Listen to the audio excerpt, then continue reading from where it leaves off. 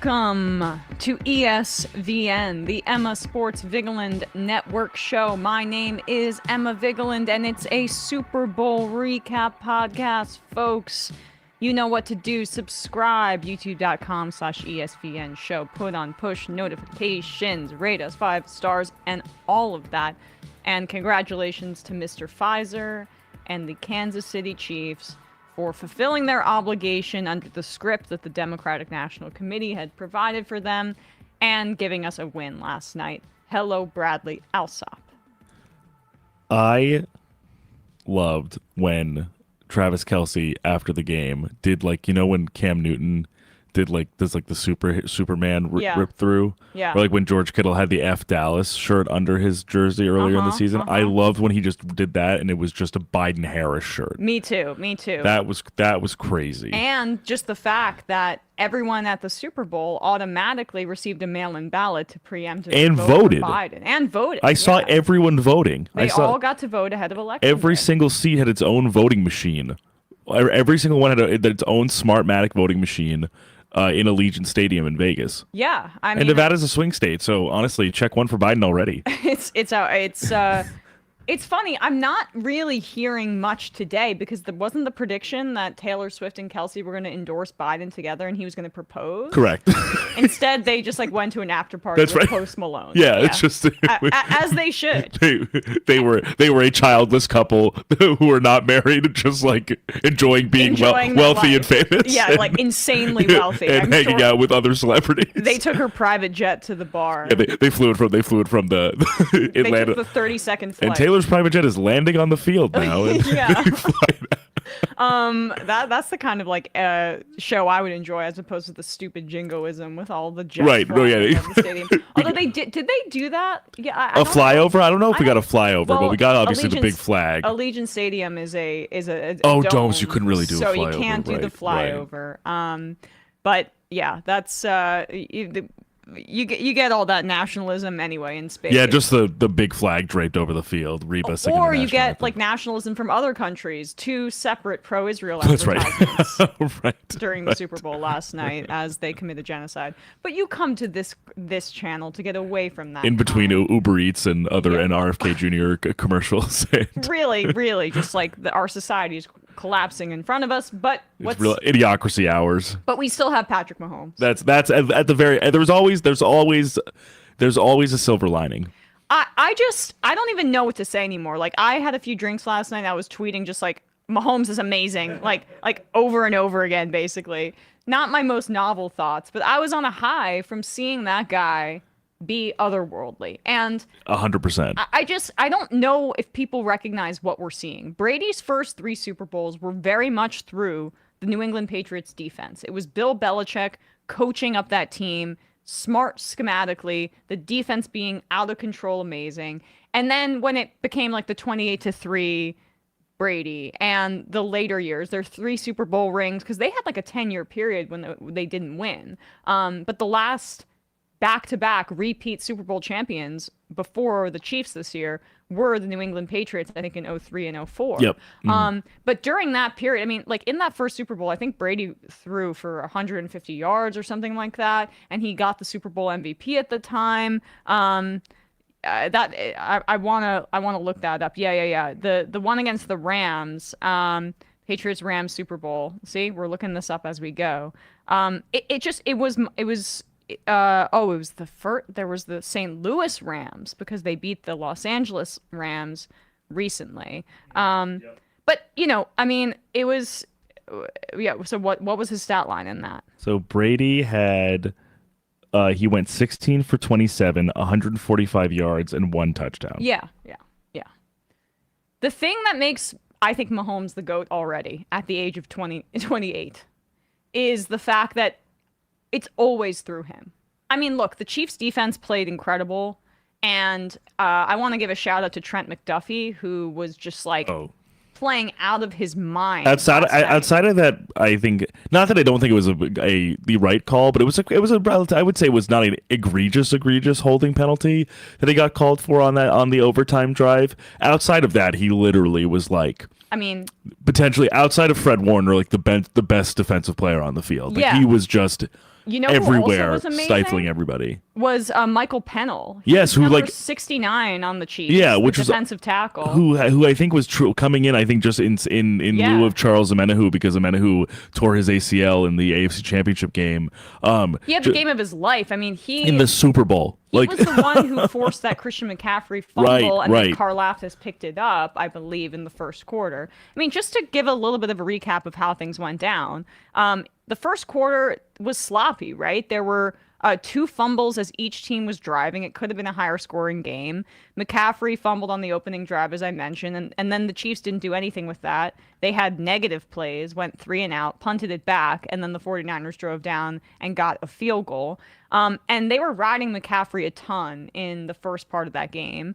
Pacheco then fumbled in the end zone when the Chiefs got the ball back when they were down 3. Exchange fumbles. Or the red zone, I should say, not the end zone. They exchanged fumbles, and it was 3-0 at that point. Then after that fumble, the 49ers drove down in the second quarter.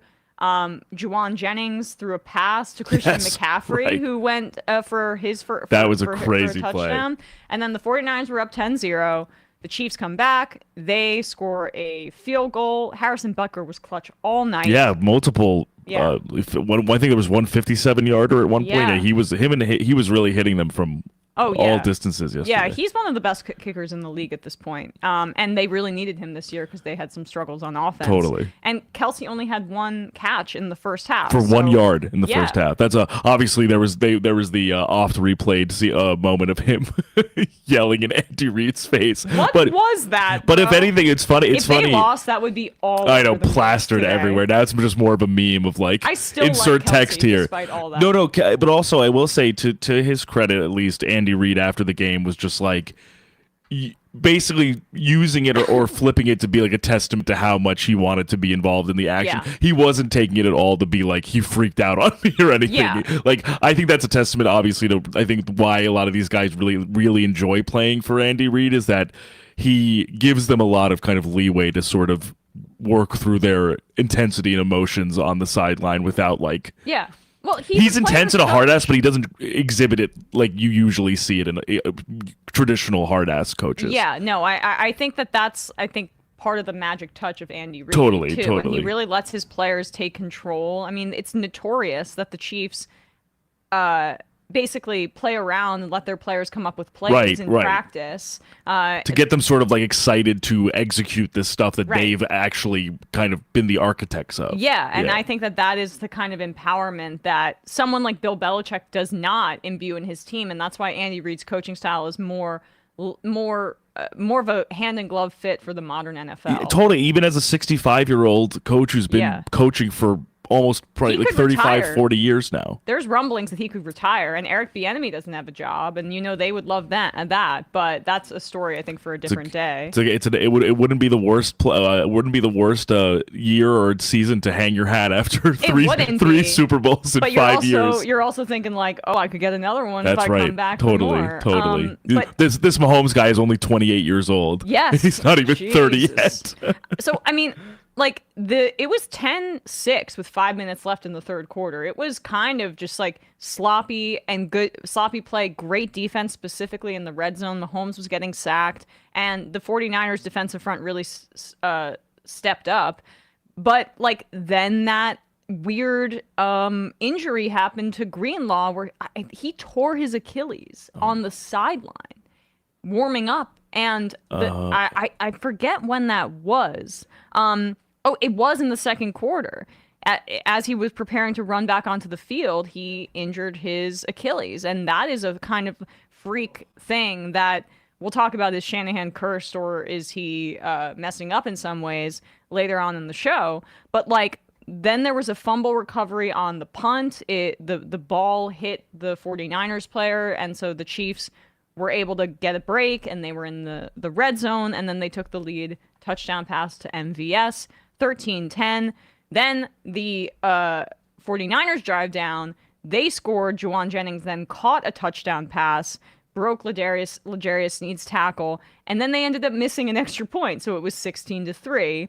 Another just weird moment in this game. And that just goes to show you how granular and minor these outcomes can be that like truly swing or kind of like hinge on for teams winning or losing. Because honestly, I feel like you probably felt similarly to me. Outside of the muffed punt, it definitely seemed that the 49ers were kind of in control, or at least more in control than Yes. like the Chiefs just seemed far more out of sorts, even in spite of the Niners fumbling as well. But then the special team stuff was truly, looking back, going into overtime, it's like if that extra point wasn't sort of blocked, but also missed by Jake Moody, they're not going to overtime. No, they're not, because it would either be the Chiefs have to score a touchdown or bust. Right.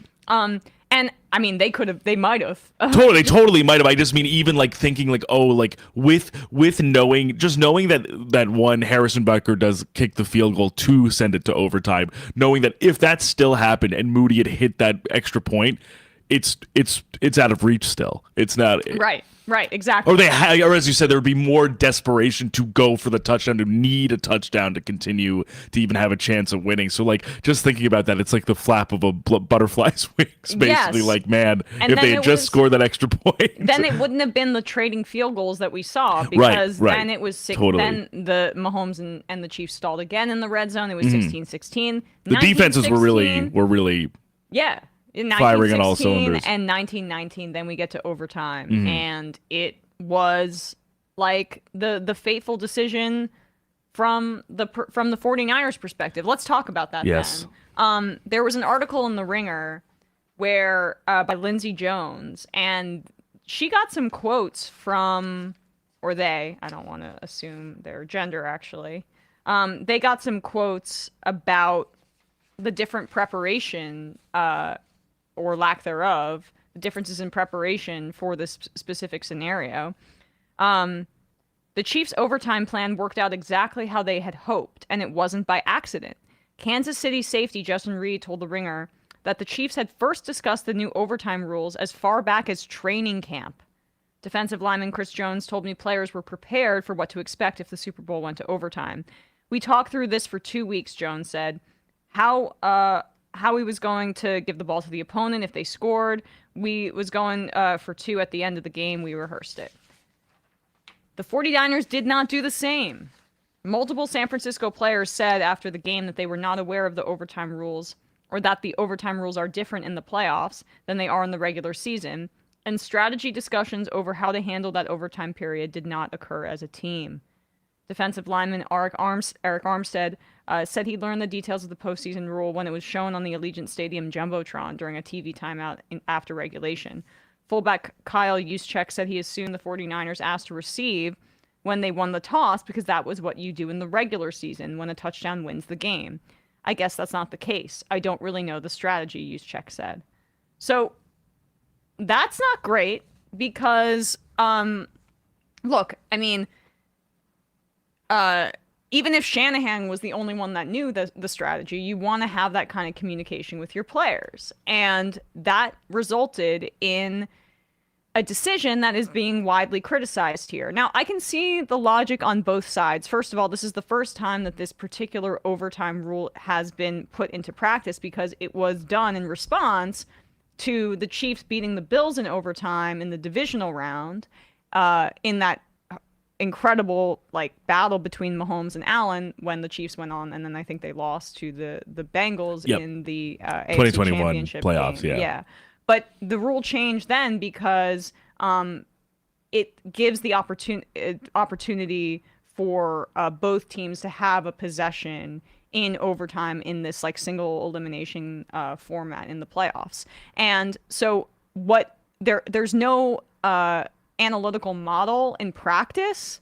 It's just the projections that they're going off of. And Shanahan wanted a third possession. That was what he said, what the logic was. Now, first of all, I think he's already in hot water in my eyes, or in terms of his culpability in this, because he didn't prepare the players, and the Chiefs have been working on it since training camp.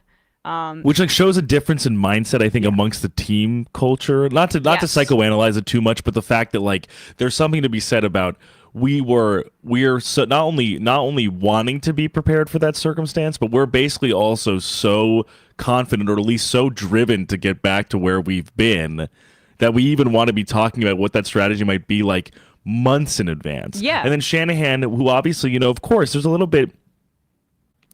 Because he is such a, like, honestly, in terms of what he can do, he's such a genius in what he can do that I have to imagine sometimes maybe there's almost this potential for, like, I have the answers, I know what I'm thinking, without sort of delegating it or kind of explaining it, being like, just watch it happen. It's more like Belichick than it, even though he's an offensive genius, it's more like Belichick than it is like, because it's a little more kind of he doesn't have enough confidence in his players. It's a unilateral decision. But that's part of the team that he's built, where he has always wanted the quarterback that's his robot, as opposed to somebody like Mahomes. They didn't infamously scout Mahomes. Right. And in that draft, right? If there's an Achilles heel for Kyle Shanahan, it's that he is too reliant on his mind, as opposed to maybe his players, and teaching them in the long run to make these decisions on the field that are crucially in-game decisions, like not that have nothing to do with, like, for example, X's and O's or whatever. Just like truly in-game strategy. Yeah, and so I mean, I think that is where he becomes culpable, and the fact that he's built this team where he wants the robot at quarterback as opposed to the playmaker. And maybe, I think if you could go back, he drafted Trey Lance for that purpose, right? Right. So he recognized that in himself. But Brock Purdy played fine last night, but he's not Patrick Mahomes, and we'll get to that in a little bit. But like, Shanahan's reasoning was that he wanted a third possession. Right. So if you start with the ball and you score a touchdown, right? The Chiefs either have to score a touchdown or bust. Right, bust.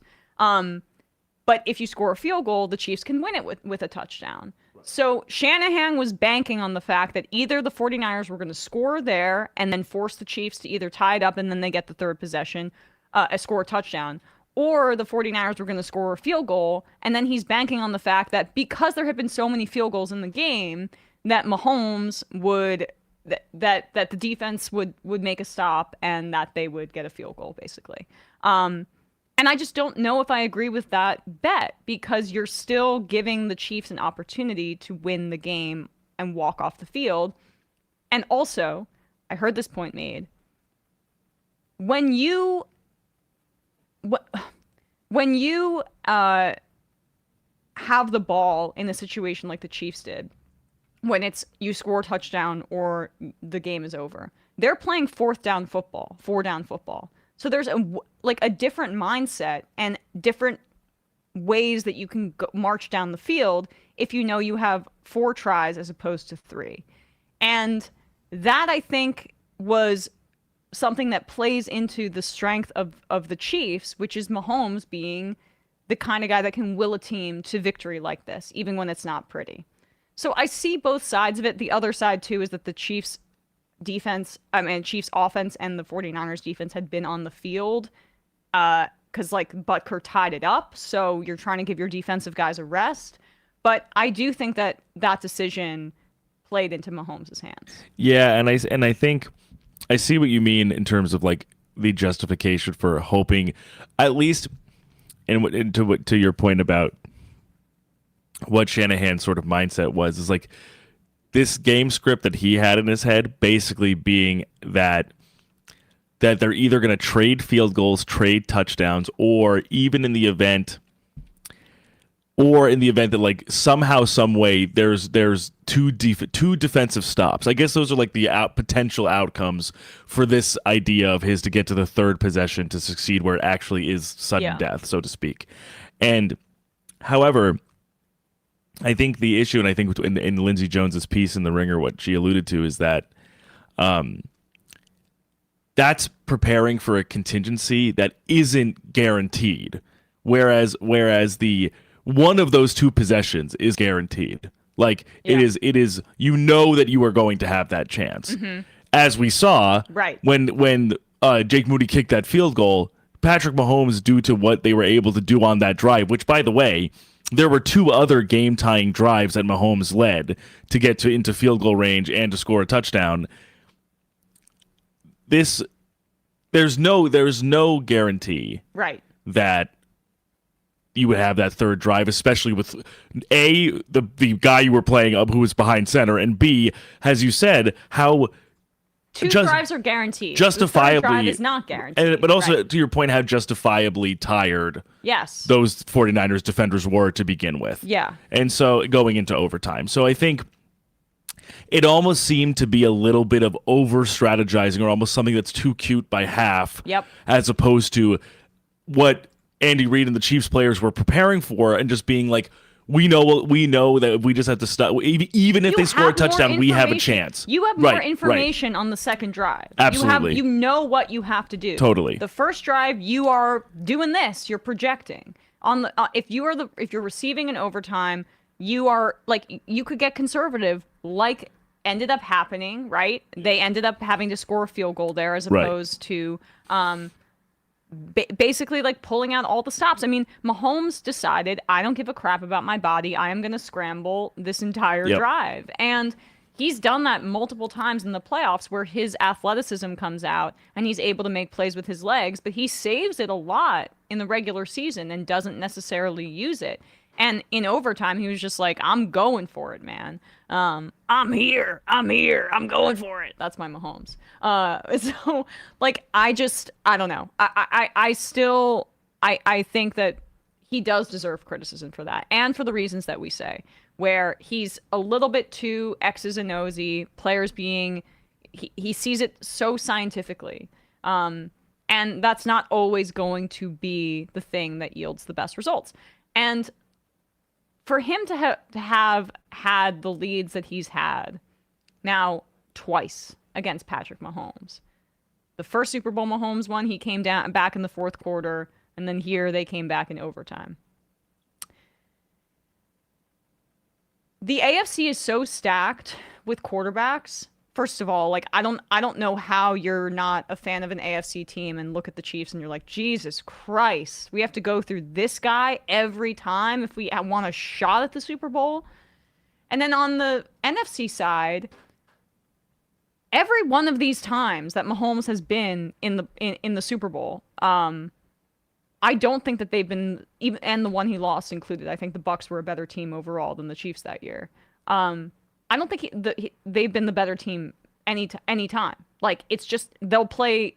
He played super gritty and dirty last night, right? And that gave them the opportunity to win. But like the 49ers are more talented than the Chiefs overall across the board, especially at skill positions. The Eagles, we know, were way more talented than the Chiefs last year. The Chiefs still ended up winning that game. We know, that was the first year without Tyreek Hill, and they were still able to get it done to touchdown passes to Kadarius Toney and Sky Moore, who did he even see the field last night? Sky Moore, I don't think. And Kadarius Toney was a healthy scratch. I was gonna say I'm not certain that I could be wrong, but I don't know if McCole Hardman or Sky Moore, as you said, two of the last passing touchdowns of the Super Bowl last year, even had one snap. Even had one snap last night. I mean, and then as we said, like his 2 touchdown passes last night, one was to MVS, and the other was to McCole Hardman, who, none of these guys are world beaters, right?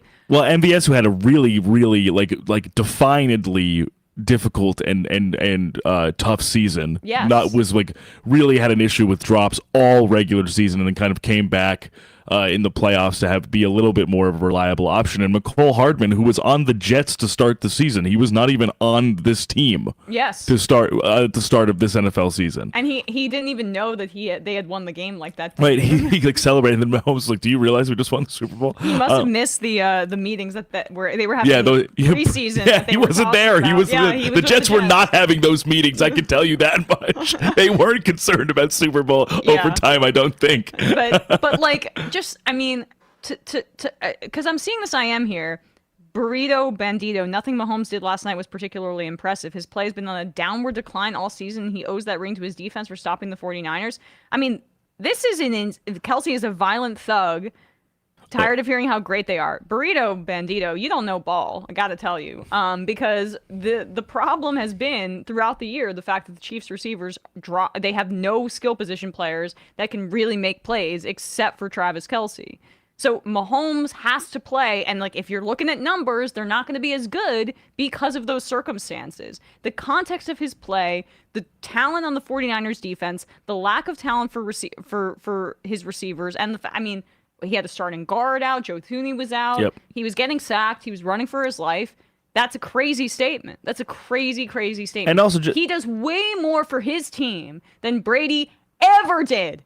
Ever. I'm serious. From an athletic skill set perspective. Tom Brady had a rocket arm, but he was a statue, and he had an incredible mind and a clutch gene. Mahomes has all of that, but he's not a statue. Mahomes has the athletic upside, the arm talent of like any, you can put it up there with any of the greats in football, John Elway, Aaron Rodgers, his contemporary Josh Allen. You can put it up there with those guys. And he has that gene, that he has that intrinsic, just badassness that Tom Brady had. He's a psycho. Yeah, he's a real competitive intensity. The ultimate competitor, just like Brady. But he has the athletic upside to take over games. So I mean, that's just not a true statement. That play action draw, I said this in the YouTube chat, and then on that 4th and 1. Yeah. Where he kept it and ran it to get the first down. That was the Chiefs' season. Yeah. Like if they don't get that, the Niners win the Super Bowl. Yeah. And he was the one, 4th and 1, kept the ball, called his own number, and got it over the line for the first down. That was the season, that was one play distilled for that entire season for the Chiefs, and it was Mahomes who put it into his hands, then used his legs to get it. Like there's no one else is responsible for that. The ball was snapped to Mahomes, and he got it and saved and kept their season alive. I mean, so Patrick Mahomes has played 6 years as a starter. They have gone to the AFC Championship game every single time. He is 15-3, is what I heard last night. 15-3. Already has more postseason wins than Peyton Manning. He's 28 years old. More than Terry Bradshaw. More than Steve Young. Way more than Aaron Rodgers. More than Drew Brees. More than John Elway. And those guys that we listed, this was a tweet that RG3 put out, have played 14 or more seasons. Mahomes has played 6. He already has 3 Super Bowl MVPs. The only other people who have 3 Super Bowl MVPs are Tom Brady and Joe Montana. Yeah, I mean, and come on, guys. I mean, like we saw those 49ers teams in the pre-salary cap era were stacked, and we saw when Steve Young came in, and they didn't really fall off a cliff. Like this is a different level of competitiveness. And so I just think that he needs to be talked about in the same. It's him and Brady, and then we're having a conversation about the rest of quarterbacks in football all time. Yeah, that's how that's how I feel. Like only respectable opinions. That's it. I'm not putting Joe Montana up there. This is the level of, and it's like of American like sports legends of my lifetime. We're talking like LeBron James, Patrick Mahomes, Tom Brady. Who did I leave out? Oh, Michael Jordan. Wayne. I don't even put Wayne Gretzky in there, right? Because I also think like the era is entirely different for the NHL. Yeah, I mean, but Kevin, I want people to appreciate the level of greatness that we're seeing. And Chiefs haters are weird. Like, there's none of that stupid like Deflategate or filming practices stink about the Chiefs. They're just amazing. They're just incredibly competitive and they have championship DNA. And Andy Reid's that dude, and Patrick Mahomes is a goofy guy with a Kermit the Frog voice from Texas, and has a wife that has theater kid energy, and they're just like happy as clams. I find him so unproblematic and fun. I agree. And I totally agree. If anything, to root for, yeah. If anything, the knock against him almost might just be that, like, personally, he's kind of boring. Right. Which to me is like, but this is all he cares about. Right. Yeah. Totally. And also, I think he's like, at least for me, I know it is obviously, as you're saying, it is different for some, but I personally just find him easy to root for. Yeah. And I think I sometimes make this comparison, but I feel similarly watching Mahomes as the same I have watching Steph Curry, in the sense that I'm not just watching the current and past, greatness that they exhibit in the moment of which they're playing, but also knowing that their style of play and what they've done for the sport has really changed, like, the actual way that the modern NFL, modern NBA game is played, it not just on the court, but in what people are looking for in prospects, what people want to highlight in their personnel, what people want to emphasize and how they strategize both on offense and defense. It's that type of revolutionary play that I kind of see as like the thread between those two, which is why I'm so enamored by them, because I really see that they've not just play the game at such a high level, but they've changed it as well. Yeah, that's right. The Curry comparison is apt because there are millions and millions of kids that are shooting, like trying to shoot from behind the arc to be like Steph because of one guy. Every kid is doing I'm sure changing the arm angle. Mahomes. Like was every kid trying to play like Brady? Not really, because Brady's style, I don't know why I keep going back to Brady. Brady's incredible. I get it. But like I do want people to reckon with the athleticism of the quarterback position being such a seismic shift in the game. Yeah, 100%. And how that, I know that that's partly because the game has evolved, but in part, guys, it's also because the game is becoming a little bit less racist. Like, there have been so many incredible, honestly, athletes, and black athletes, and Mahomes is a black athlete, who in the past were just like, the bigotry of what was expected out of the quarterback position was that, you know, you got to be really smart, and black people, can you be really smart? You know, they just gave it to the tall white guy, basically. That was like how a lot of quarterbacks came up. And if you had a big enough arm, you were able to make it in the league. But the game has changed, and I find the fact that the pool of who's considered to be a quarterback when kids are coming up in Pop Warner football or whatever, the fact that that's expanded means something. It means something about the greatness of the player. And that should not be discounted with Mahomes, because in past years and years ago, that guy wouldn't have gotten a sniff at quarterback because, honestly, he would have been pigeonholed into like a linebacking role or something just for his athleticism. But Andy Reid respects his mind, and it's changing the way that quarterbacks are going to be scouted, the way that kids are going to approach the position, and who is considered to be smart enough to play that position. So, I don't know. I feel like that's why I'm so bullish on him and quarterbacks that have this athletic upside too. It's because it's making the game way better and way more exciting. No, definitely. And I think we really saw to the last few years of Brady's career, because Brady's an anomaly in the sense that he stuck around when the contemporaries, maybe essentially outside of like Phillip Rivers, had been pretty and maybe Matt Ryan to an extent had been pretty decently retired. Like Peyton was retired, Eli was retired, Drew Brees was retired. You know, quarterbacks who not obviously one-to-one same skill set, but same kind of profile in terms of what type of movement those guys would be exhibiting in the pocket and how they would win. Ben Roethlisberger, for example, another example. Yeah. Like, so, whereas I almost see more of Rodgers as kind of the prototype for Mahomes, definitely, in terms of the athleticism and the arm talent. Yes, Brady was a kind of his own. Brady and his disciples, in terms of like Peyton, Eli, Roethlisberger, were kind of their own tall, statuesque, defense reading guys who really relied on their arm talent and relied on their accuracy. It's a different Mahomes, especially with how Mahomes, and I would say even Lamar, how they play the position. There's, I think, from 2018 on, it's a fundamental rerouting of what the quarterback position means today than it did not just 10 years ago, but even maybe 5 or 6 years ago.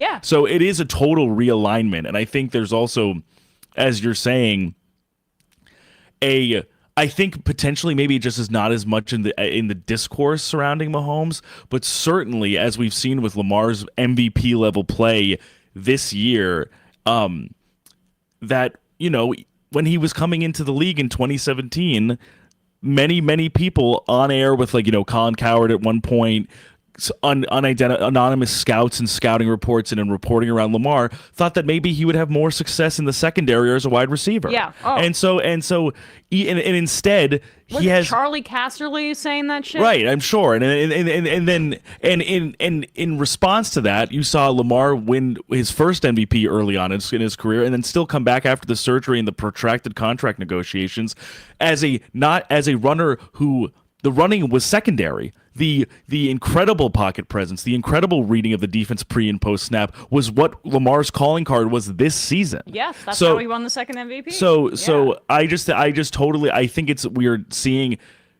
Mahomes is kind of the standard bearer because of how much he's won. Yep. But it's definitely a re-shifting of the focus of what quarterbacks can be as a result of guys like him and Lamar. Vegan Marks Rexon couldn't agree more with both of your takes about Mahomes and the era comparisons. That does seem to be lost on the older generations of sports fans, in my opinion. I agree. I mean, the same people that wax poetically about like days with the white statuesque quarterback are also the same people that say that college basketball is better than the NBA because like they just like a little bit like they don't want the high athletic upside. They want to be able to relate to the guys they see on the field. And there is some allure to amateurism in college basketball. That's not to me. No, of course. But like I mean, the tournament's fun. I think I'm never in a vacuum going to be like I want to see the amateurs over the professionals. Who thinks that way? I think there sometimes is almost this odd, almost like there's some narrativizing around kind of like.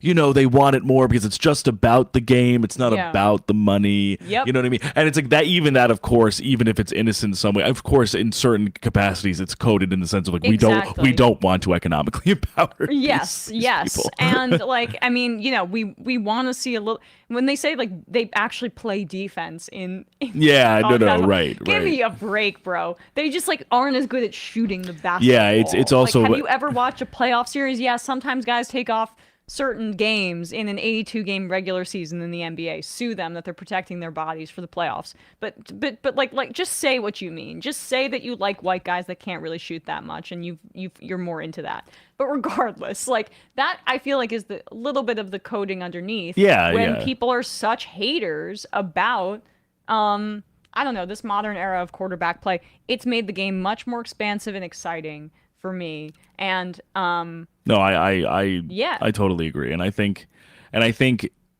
the one thing I saw that was interesting, which is like I don't necessarily know if I would make this comparison directly, but yeah, I think you alluded to it on the Majority Report earlier, but also Kevin Clark, who is on ESPN now, he had a tweet that basically was like, Mahomes is kind of evoking a little bit of Michael Jordan in the sense of that he's kind of obviating or sort of minimizing really, really prominent and notable and incredible figures in the league right now just by virtue of him being the obstacle standing in the way of their success. The whole AFC. The whole AFC, the Niners, the Eagles, like in what would otherwise potentially be real coronating moments for certain players and certain teams, the reason why there's a potential that it may not be so for some time is because of Mahomes. This one guy. And outside of Tom Brady and Joe Burrow, who are the only people to have beat him in the playoffs, Brady has now retired, so that threat is no longer. Mm-hmm. And he was also younger in those games than he is now. I would say potentially he might just in terms of processing and in terms of comfort, he's much more of a veteran than he was even in 2020 when he was playing now 4 years ago in the Super Bowl against the Buccaneers. And Burrow, who is obviously his contemporary, but there's no guarantee. Of course, there's no guarantee for the Chiefs to get back, but we said that last year when they were here, they did get back and they won the Super Bowl again twice in a row, first time in 20 years. Yeah. There's certainly no guarantee for Joe Burrow, Josh Allen, Justin Herbert, Lamar Jackson, to even now CJ Stroud coming into the fold. CJ Stroud's in the AFC too. Yeah, there's not a whole lot of guarantee that those guys will definitely make it to the Super Bowl or definitely beat the Chiefs in the playoffs. Yeah, it's not certain. Let's be real here. I'm gonna look at these quarterbacks, and like, okay, so Mahomes, Burrow in the AFC, Lamar in the AFC. Josh Allen in the AFC. Those are, I think, the consensus top 4 quarterbacks in the NFL, right? Bradley? Sorry, I was You got looking at the distracted. chat. I can tell when you get distracted. What did you say? The top 4 quarterbacks in the NFL are Mahomes, Burrow, Allen, Lamar, right? I would say that. Yes, and I think maybe like Stroud is maybe almost like the 5th one for me at this point. But those are all. But all okay. Yeah, fine. 5 of them. Right. They're all in the AFC.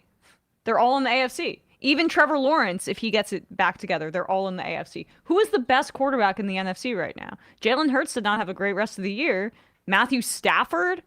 I mean, Stafford is a possibility, honestly. Like, I mean, that's who we're talking about here. Who is, AFC, going to be 36 this year. He's also on his way out. Just the fact that those guys are not going to be able to barring some horrible injury to Mahomes, which God forbid, they're going to have to go through him every single time. So we're these great quarterbacks who are just like at the top of their game with the exception of this one guy. And you can make, honestly, a case for any of those guys that I just mentioned, except maybe CJ Stroud because we need to see it a little bit longer. But like Burrow, Allen, Lamar, you can make a case for any of those guys being number 2 after Mahomes. The fact that they have to go through him every playoffs, it's just got to be so daunting. So, I don't know. I feel like I could wax poetically about him forever. But and I think what you can, and I think we can, just because of how special it is to see someone. It's not just the capacity of play, or it's not just I think what is important to me about him as a player also is not just the quality of play, the capacity of play, the dominance. Is that even when games are ugly, when there is sloppiness, when there were bad decisions, when he was sailing some throws in the first half, if your team or that player who's the leader of your team does not possess that constitution, you are losing that game. Yeah. You are not coming out after halftime and even getting to overtime. You're losing. And that just goes to show, I mean, Purdy played fine, right? But we're in an era right now where quarterback is king, for better, for worse. And it's the most important, impactful position in professional sports. The most, okay? More than starting pitcher, more than hockey goalie, more than, I don't even, just in basketball, it's more positionless and it's more about the player than it is the position on who's going to make an impact in the NBA. But from the raw position, quarterback is the most important pound for pound in sports. And so Purdy's just not an elite player, and he missed some throws. I don't necessarily like he had a crossbody throw that looked like I think it went to Kyle Juszczyk on the other side of the field, and it took like 5 seconds in the air to get there. And that's a hard throw to make, but it's just not who he is.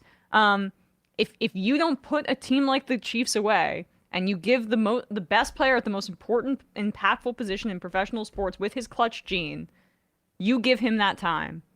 Oh, and by the way, he had to deal with all of this crap. His father just got his 3rd DWI, right? I mean, like, they like to party over there at the Mahomes household. I can't. Pat Mahomes Sr., please get a driver, my guy. But I know. I mean, they got a lot of money now. I know, but I think they're kind of.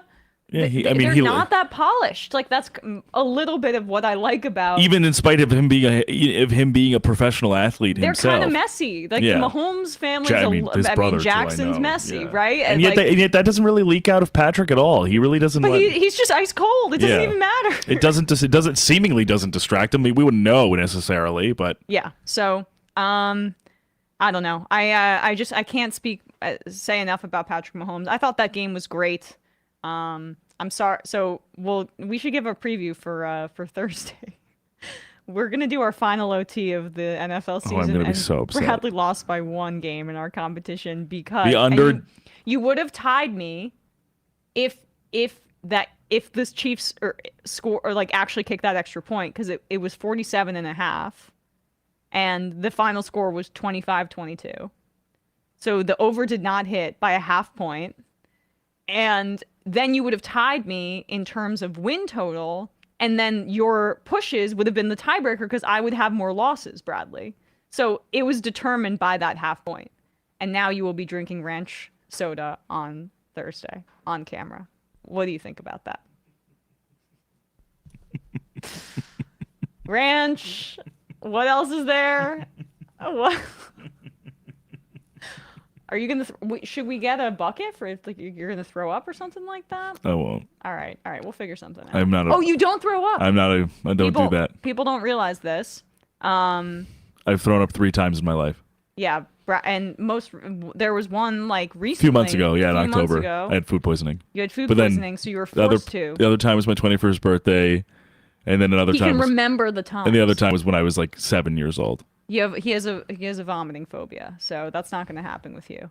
No, I think I'll suppress when I'm drinking the bacon flavor. Actually, a few of them I'm not too unhappy about, but a few of them I'm really not looking forward to. Yeah. Well, so I'm sorry about that. That was a tough way to lose, but we'll have some fun and people will get to enjoy that on Thursday. Any last thoughts? I'll read some IMs and then we'll get out of here. No, it was an amazing Super Bowl. It was a great game. It was 2 teams playing at the top of really. I mean, it was sloppy to begin with, but ultimately became a really incredibly exciting game. Stakes were super high. A lot of interesting stuff going into the offseason. But overall, with all of the ups and downs, with all of the uncertainties, with all of the twists and turns, it was a really awesome, from a narrative perspective and from a football perspective, just a really, really awesome NFL season. It really was. It was just it was super exciting, and it was so fun to be able to come in and talk about these things every week. It really was fun. I really hope for less quarterback injuries next year. I think that was the big much bummer. More fun with Burrow in the playoffs. Totally. I mean, just the fact that at some point, going Burrow, Herbert, Kirk Cousins, Anthony Richardson, Aaron Rodgers.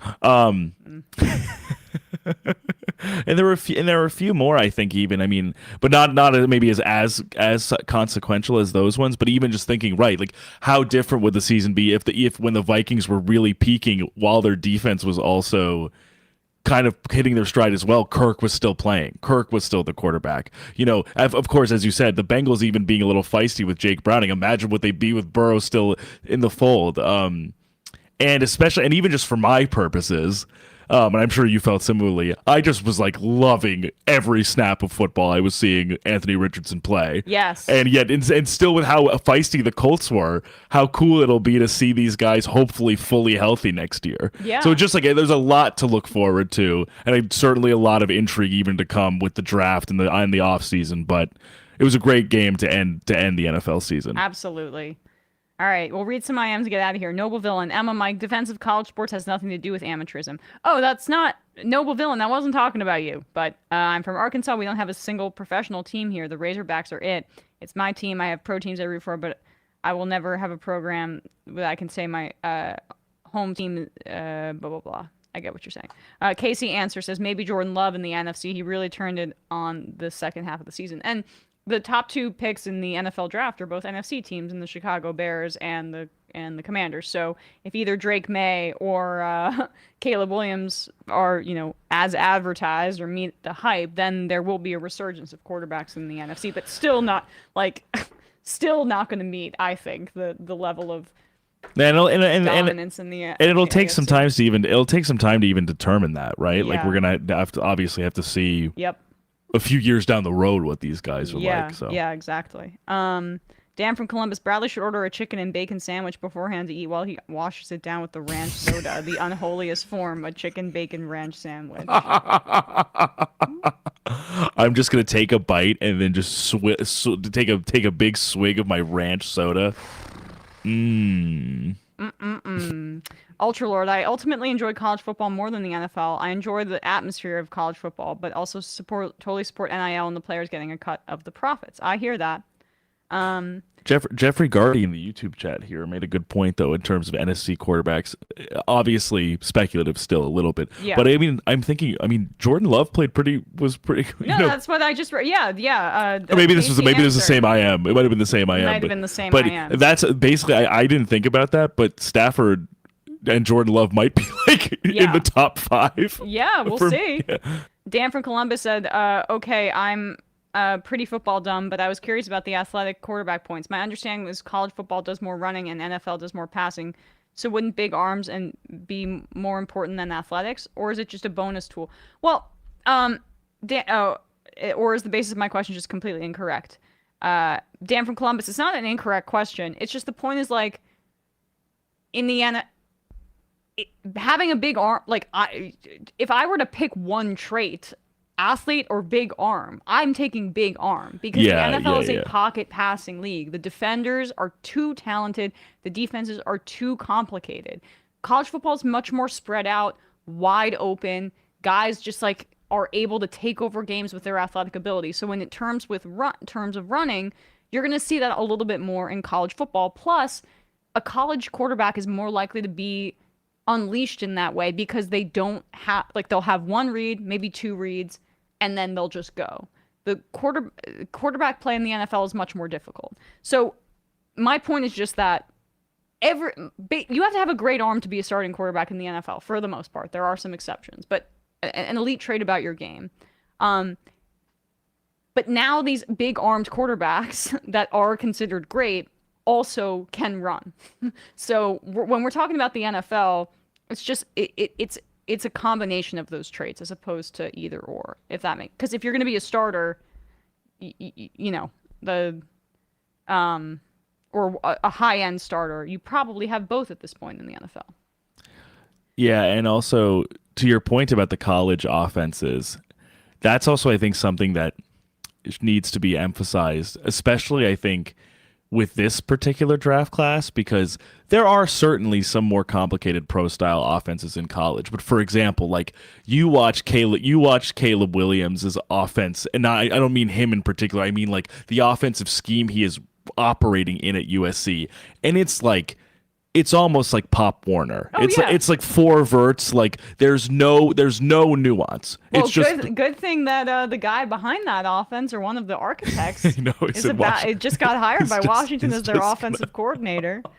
God, he's just gonna bring that straight to the NFL. I can't wait for Caleb Williams to go to Chicago and for them to be like stuck with Cliff Kingsbury down there. Poor Drake May. I mean, I think Chicago's. I don't think it's like, going to be much of a secret at this point. They're gonna and why wouldn't he want to go there? I mean, they're on the upswing. That totally. But also, you think I don't see, if they were gonna trade out of the first overall pick, I feel like it would have to be a real massive haul. I mean, and they'll trade Justin Fields somewhere, and he'll get a chance to start. But totally. For me, like Justin Fields.